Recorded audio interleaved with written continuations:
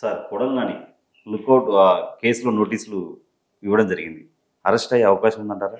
ఇప్పుడు కొడాలి నాని ఆయన చాలా కేసుల్లో ఇన్వాల్వ్ అయి ఉన్నాడు. అవన్నీ విచారణ దశలో ఉన్నాయి.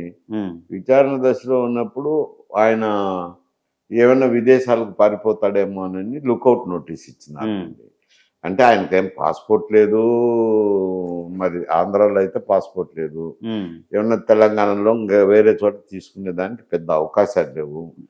తీసుకొని ఏమైనా ఈ కేసు నుంచి తప్పించుకునే దానికి విదేశాలకు పారిపోతారని చెప్పి లుకౌట్ నోటీస్ ఇస్తారండి. అంటే లుకౌట్ నోటీస్ ఇచ్చినప్పుడు విమానాశ్రయాల్లో వాళ్ళు బయటికి వెళ్లకుండా నిరోధించుతారు. దానికోసం లుకౌట్ నోటీస్ ఇచ్చింటారు. సార్ ధనంజయ రెడ్డి, కృష్ణమోహన్ రెడ్డి మచ్చలేని అధికారులు అని చెప్పి జగన్మోహన్ రెడ్డి గారు చెప్పడం జరిగింది.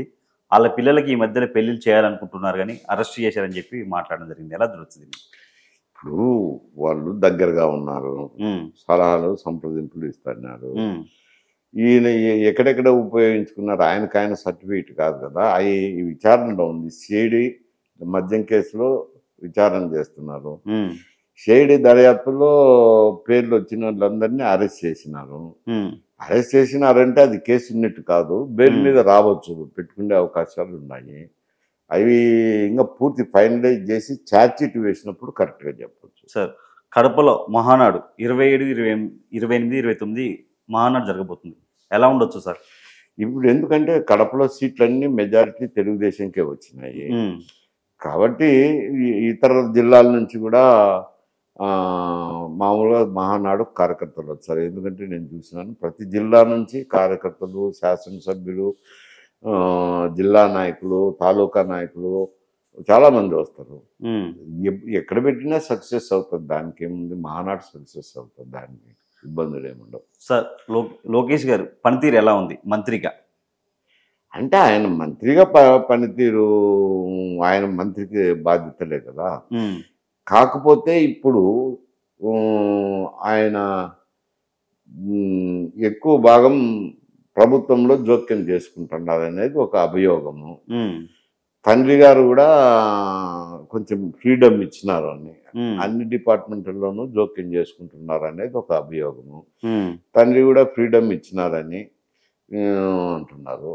ఆయన బాధ్యతలు ఆయన నిర్వర్తించుతారు, మిగతా కార్యక్రమాలు అంటారు. సార్ చంద్రబాబు గారు, పవన్ కళ్యాణ్ గారి మధ్యలో గొడవలు వచ్చే అవకాశం ఉన్నాయంటారా? అది ఇట్లా చెప్తాం గొడవలు అనేది. ఇప్పుడు పవన్ కళ్యాణ్ ప్రాధాన్యత ఇచ్చారు, డిప్యూటీ చీఫ్ మినిస్టర్ ఇచ్చారు. ఆయన డిప్యూటీ చీఫ్ మినిస్టర్ అయినా ఆయన పరిపాలన, ఆయన శాఖల్లో ఆయన పరిమితం అవుతారు. కానీ డిప్యూటీ చీఫ్ మినిస్టర్ అయినా అన్ని శాఖల్లో ఇన్వాల్వ్ కాలేరు కదా. ఆయన వరకు పని చేసుకుంటున్నాడు. ఆయనకు తగిన గౌరవమే ఇచ్చారు కదా, డిప్యూటీ చీఫ్ మినిస్టర్ ఇచ్చారు. ఇప్పటికి కూడా ఏదైనా విషయాలు వచ్చినప్పుడు, ప్రధానమైన విషయాలు వచ్చినప్పుడు ఇద్దరు చర్చించుకుంటున్నారు. సార్ ఇప్పుడు పవన్ కళ్యాణ్ గారు డిప్యూటీ సీఎం అయ్యారు, ఫస్ట్ టైం ఎమ్మెల్యే కూడా. ఆయన పనితీరు ఎలా ఉందంటారు? పనితీరు అంటే ఏముంటుంది, మంత్రిగా బాధ్యతలు నిర్వహిస్తారు. ఏం పనితీరు దాని గురించి అంటే ఆయనకున్న శాఖలు, కేటాయించిన శాఖల్లో అది ఎందుకో ఎంతోమంది సహకారం ఉంటుంది, దానికి మంత్రి తక్కువ ఉంటుంది ప్రమేయం. అధికారులే ఎక్కువ నిర్వహిస్తుంటారు. అంటే ఆ శాఖకు బాధ్యత అధికారులే నిర్వహిస్తారు. సెక్రటరీ ఉంటాడు, డైరెక్టర్లు ఉంటారు, వాళ్ళే ఎక్కువ పరిపాలన చేస్తారు. కానీ వాళ్ళు విచ్చలవిడిగా చేయకుండా కంట్రోల్ చేసుకునే బాధ్యత మంత్రి మీద ఉంటుంది. ఆంధ్రప్రదేశ్ హోంశాఖ అనిత గారు ఎలా అనిపిస్తున్నారు ఆమె మంత్రివర్గంలో? ఇప్పుడు హోంమంత్రులకు ఏం పెద్ద ప్రాధాన్యత ఉండదు.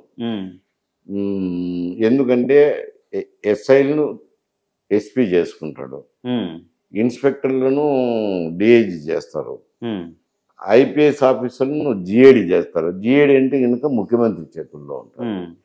ఇంక ఇప్పుడు ఆమె కింద అధికారం అంటూ ఏం లేదు కదా, పెద్ద జిఏడి ఆమె కింద లేదు. ఏదో హోంశాఖ బాధ్యతలు నిర్వర్తించుతారు. దానికి ఆమె పనితీరు ఇప్పుడు ఏముండాయి, ఆమె పనితీరు చెప్పేదానికి అవకాశాలు ఏమున్నాయి అంట. సార్ అమరావతి పునర్నిర్మాణానికి మోడీ గారు శంకుస్థాపన చేశారు. ఇప్పుడన్నా అమరావతి ఒక రూపురేఖలు వస్తాయంటారా?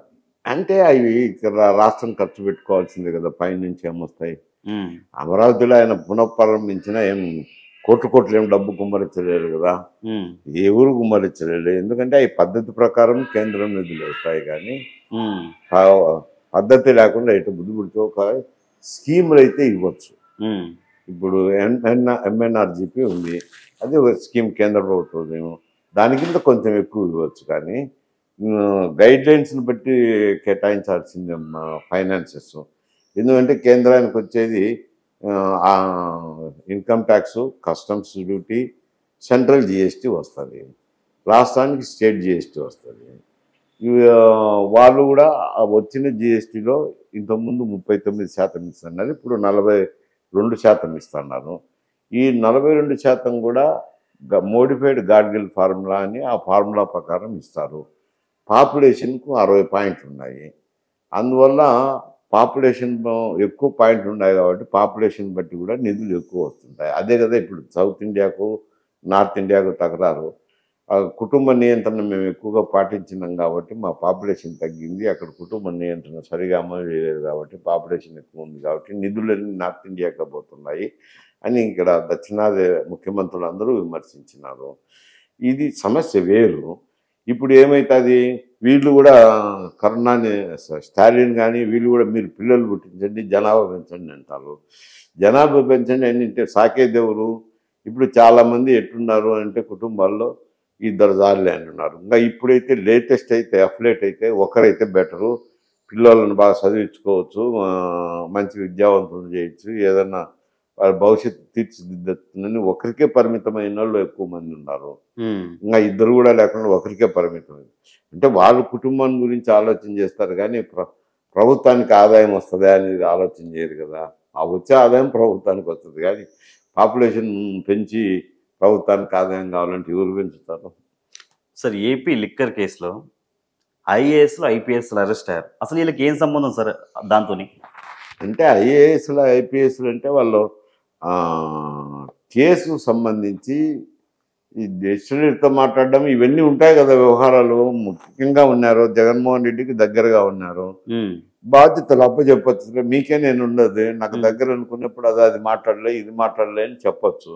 ఓకే, వచ్చిండ చోట వాళ్ళకి సాక్ష్యాలను బట్టే కదా వాళ్ళ కేసులు నిందితులను చేర్చేది పోలీసులు, ఊరికేం చేర్చాలి కదా.